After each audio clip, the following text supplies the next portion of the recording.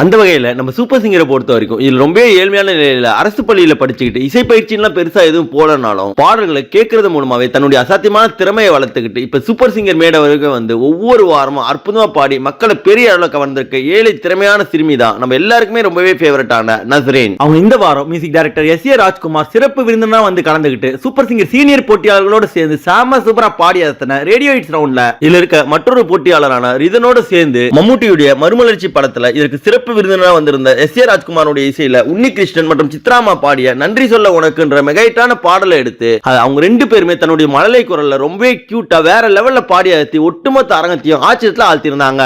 இந்த குட்டி குழந்தைகளுடைய அசாத்தியமான பெர்ஃபார்மன்ஸ் பார்க்கும் போது அங்க இருந்த எஸ்.ஏ. ராஜ்குமார் அவர்கள் வேற லெவல்ல எக்ஸ்பிரஷன் கொடுத்திருந்தாரு. இந்த பாடல் முடிச்சவனே அங்க இருந்த நடுவர்கள் சிறப்பு விருந்தினர்கள் எல்லாருமே அவங்களை ரொம்பவே பாராட்ட அதுல குறிப்பா சித்ராமா மற்றும் மனோ அவர்கள் சொல்லும் போது இந்த பாடலை குழந்தைகளுடைய வாய்ஸ்ல கேட்கும் போது ரொம்பவே வித்தியாசமாவும் ரொம்பவே இனிமையாவும் இருக்கு, நீங்க ரெண்டு பேருமே சூப்பரா பாடிருக்கீங்கன்னு சொல்லி பாராட்டி இருந்தாங்க. அதை தொடர்ந்து இதனுடைய சிறப்பு விருந்தினரான எஸ்.ஏ. ராஜ்குமார் அவர்கள் மேடைக்கே வந்து என்னுடைய இந்த பாடலை குழந்தைகளோட வாய்ஸ் கேட்பேன் நான் நினைச்சு கூட பார்த்தது கிடையாது, அவ்வளவு முன்னாடி வந்த பாடல இந்த குழந்தைங்க தன்னுடைய மழலை குரல்ல பாடுறது கேட்கும்போது கேட்கவே ரொம்பவே சந்தோஷமாவும் சூப்பராகவும் இருந்தது, எனக்கு கடவுள்கள் கூடயே இருக்க மாதிரி ரொம்பவே அற்புதமான ஒரு ஃபீல்ல இருக்கேன்னு சொல்லி பாராட்டி இருந்தாரு. அது மட்டும் இல்லாம நம்ம சூப்பர் சிங்கர் ஜூனியர் சீசன் 10ல ரொம்பவே அற்புதமா பாடி இத்தனை திறமை வாய்ந்த குழந்தைகள்ல உங்களுக்கு ரொம்ப பிடிச்சவங்க யாருன்றத மறக்காம கமெண்ட் செக்ஷன்ல தெரிவிங்க.